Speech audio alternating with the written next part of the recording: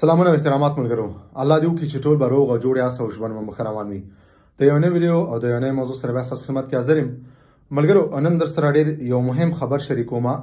یو قانون چې ډېر په نږدې وخت کې به دا قانون دلته عملي شي، پاس بشي. د هغې په اړه در سره غواړم یو څو خبرې وکړم او دغه ډېره ضروري او مهمه ویډیو ده، یو مهم خبر دی او هغه دا دی ملګرو چې په ډېر نږدې وخت کې به داسې یو قانون دلته عملي شي چې هر کله یو کس غواړي هغه اسناد بدلوي، که هغه 4 کلن اسناد لري او که هغه 10 کلن اسناد لري او د اسناد وخت ختم شوی او دی غواړي چې اسناد بدل کی نوی کاغذ سجوغ د پر هر کله د دومان کوي، نو دنه بعد د ژبې یو لیول، 2 لیوله، یو لیول دنه به غواړي.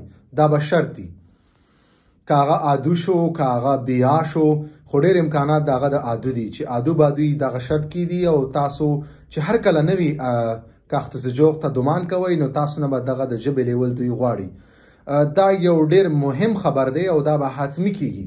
ورسره صنعت سپین کار باید یو کس کړي. هر کله چې ته ورځي او ته نوی کاغذ سجوغ د پاره دومان کې کم سے کم ته باید د ژبې یو لیول ولري، د هغې سرټیفیکیټ ډیپلوم ولري چې تا دغومره ژبه ستا زده دی، دغه ستا لیول دی. ته باید یو رسمي سرټیفیکیټ یا ډیپلوم د هغې ژبې ولري. تا باید رسمي امتحان ورکړی یو تا سره یو ثبوتي، هغه د سرټیفیکیټ په شکل کې، د ډیپلوم په شکل کې باید دا تا سره وي.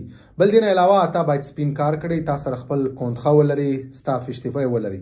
نو دا شرایط راتلونکي دي. هغې نه مخکې چې دا عملي شي تاسو اوس نه په ژبه باندې کار وکړئ، کوشش وکړئ چې ژبې خپل لیول بهتر کوي، امتحان ورکوي، رسمي امتحان ورکوي ترڅو تاسو سره یو رسمي سرټیفیکیټ ډیپلوم راشي. تاسو ثبوت ولرئ، کاغذي یو ثبوت ولرئ چې زما د ژبې لیول دغومره دی. هلته به تاسو داسې امتحان نه علي چې ورګه موږ ستا ژبې لیول ګورو. باید تاسو سره یو ثبوت ولري ترڅو ته د نور اسنادو سره یو ځای کړي او ته نوي کاغذ سجوغ دپاره دومان وکړي.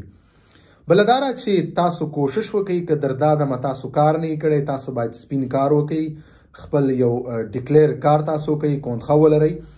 دا هغه شرایط دي چې په راتلونکي کې دا عملي کیږي. ډېر ژر به دا عملي شي. تاسو به د دې نه بیا رسما زه خبر کړم، تاسو به خبر شئ.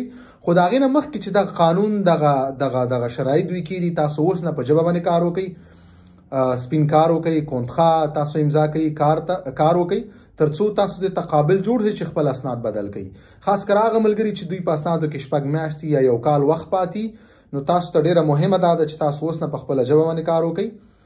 دې نه علاوه تاسو کونتخه باید ولرئ ترڅو خپل اسناد تاسو بدل کړئ، نوی کاغذ سجوغ والی. نو دا ډېر مهمه ویډیو ده، مهم خبر دی. تاسو ما تاسو ټولو دغه هیله لرم ټولو ملګرو سره شریک کړئ ترڅو ټولو ملګرو ته معلومات وشي او دوی دغه د نن نه په خپله ژبه باندې کار وکړي ترڅو دوی ژبه بهتره شي. که نه دوی د کورس لاړ شي، ژبې کورس ووایي ترڅو دوی وکولی شي چې خپل اسناد په اسانۍ سره بدل کړي او نوی کاغذ سجوغ والی. نو دغه ډېر مهم خبر دی او تاسو کوشش وکړئ په خپله ژبه باندې کار وکړئ. بل کار وکړئ، تاسو کونتخه باید ولرئ.